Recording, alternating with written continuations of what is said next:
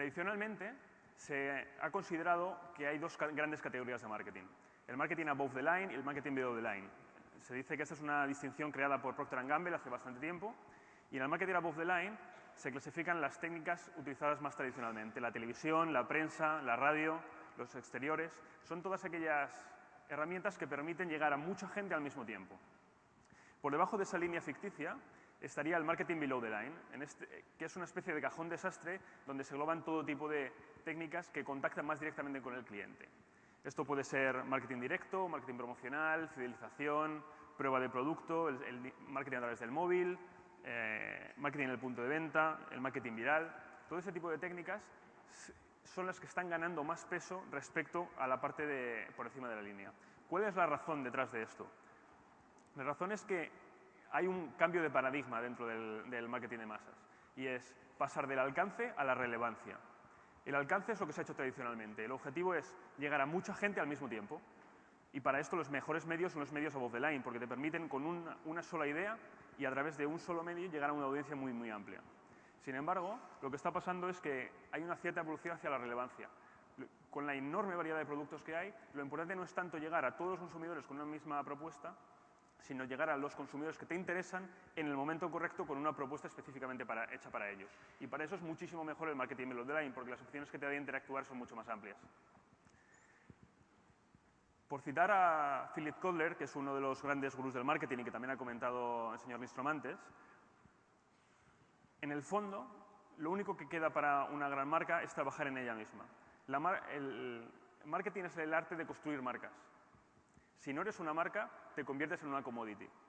Y en ese momento, el precio es lo único importante. Y entonces solo hay un ganador, el que es capaz de producir a mejor coste.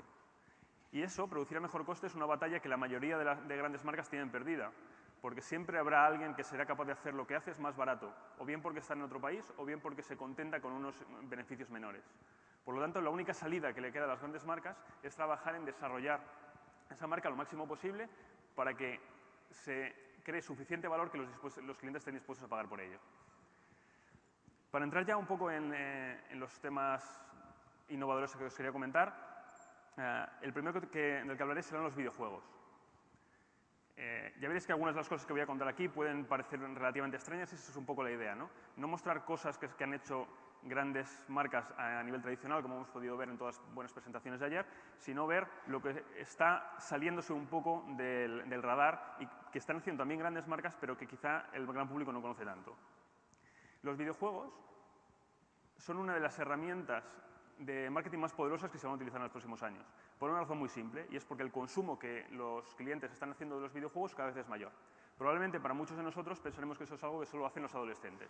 Y sin embargo no es así. El perfil del jugador tradicional, del gamer que se llama en inglés, tiene muchas veces entre 25 y 35 años. Son gente de mi generación que cuando era pequeño empezó a jugar con aquellas pequeñas maquinitas de Comecocos y que cuando iba evolucionando son los que compran más los aparatos como la PlayStation.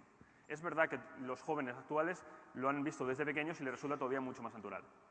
Una demostración en datos de esto es el videojuego Halo 3, que es un videojuego lanzado por Microsoft en exclusiva para la consola Xbox, que se lanzó el mes pasado y que consiguió en su primer día de ventas 170 millones de dólares de ingresos.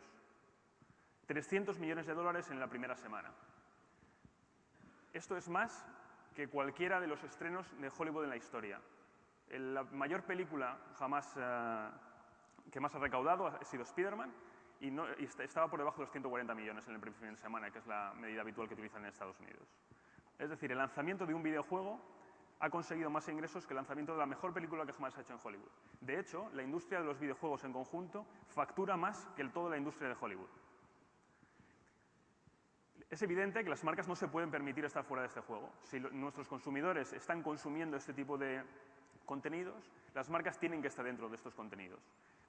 ¿Qué maneras hay de hacerlo? Muchas están todavía por inventar. Algunas es simplemente introducir publicidad dentro de los propios videojuegos. Y de hecho hacerlo de manera que el consumidor perciba que es algo natural, que es algo que en la televisión es mucho más difícil. Por ejemplo, por ligar un poco con el contenido de ayer, si estás jugando a un juego de Fórmula 1, estás conduciendo un coche que llevan los mismos logotipos de la marca. Las marcas que patrocinan ese tipo de deportes también están dentro del juego.